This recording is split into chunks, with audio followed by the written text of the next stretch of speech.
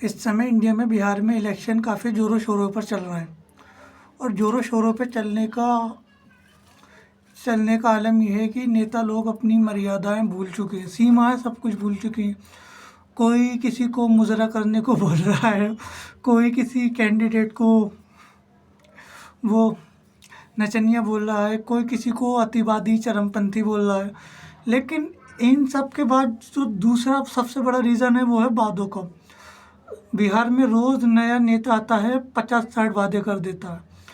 Total जिन नेताओं ने एक पार्टी के वादों का अगर 1% भी बिहार चुनाव के बाद अगर बिहार में पूरे हो जाते हैं वो 1% वादे भी, तो बिहार दुनिया का सबसे बड़ा और सबसे विकसित राज्य बन जाएगा।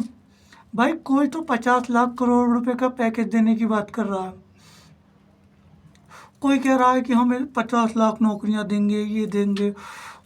और जो बिहार का सबसे मेन इशू है, बिहार में जो प्राकृतिक आपदा आती है बाढ़, उसको रोकने का किसी के पास कोई वो सॉल्यूशन नहीं है।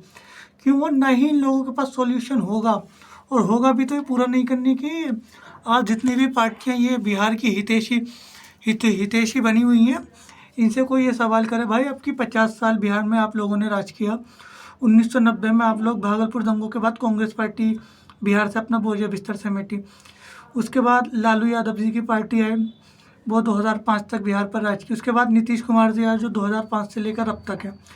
लेकिन इन्होंने अभी तक बिहार की बाढ़ समस्या का कोई समाधान नहीं किया है और ये ना ही ये कभी ज़िंदगी में करेंगे बिहार समस्या का समाधान। ये कह देंगे कि प्राकृतिक आपदा, इसको रोकना हमारे बस की नहीं है।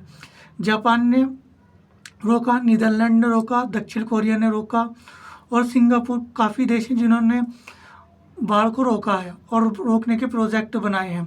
लेकिन बिहार में नहीं बनने का, क्यों नहीं बनने का? वो इसलिए नहीं बनने का, जो प्राकृतिक आपदा के नाम पर राशि और वित्तीय फंड बिहार के लोगों को दिया जाता है और जिसको बीच में कमीशनबाजी करके नेता और ब्यूरोक्रेट्स खाते हैं, वो बंद हो जाएगा। क्यों? एक बार जितने ही बिहार के लोगों को फंड देते हैं प्राकृतिक आपदा के बाद, उतने ही पैसे से अगर बिहार में बाढ़ रोकने का प्रोजेक्ट चालू कर दें तो वो पैसा आना बंद हो जाएगा और आने बंद होने से इनकी जो कमाई का मेन सोर्स हो जाएगा। साल में जो कमाई होती है, जैसे इनका स्टॉक होता है, बिहार में बारिश पड़ेगी, बाढ़ आएगी, उसमें सरकार जो राहत सामग्री के नाम पर पैसा देगी, उसमें ये लोग कमीशनबाजी कर कर अपनी जेबें भरेंगे। लेकिन बिहार का समाधान नहीं करने के और ये सारे वादे ख़त्म हो जाएंगे। और जितनी भी पार्टियां हैं यहाँ पर बिहार में इलेक्शन लड़कर वादे कर रही हैं, वो सब सत्ता में रह चुकी हैं और कोई 5 साल सत्ता में नहीं रह चुका, काफ़ी टाइम सत्ता में रह चुकी हैं। कांग्रेस 40 साल बिहार में एक शासन की हुई है। राजद पार्टी ने 20 साल के करीब बिहार में शासन किया है।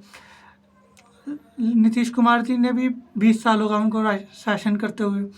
और भाजपा भी गठबंधन में सरकार बनाती रहती है, कभी लालू प्रसाद जी के साथ 1900 भागलपुर दंगों के बाद सरकार बनाई, फिर नीतीश कुमार जी के साथ उन्होंने सरकार बनाई। लेकिन ये बिहार का मेन इशू है बाढ़ समस्या का, उसको समाधान नहीं करने की, जिससे पलायन करना पड़ता है लोगों को।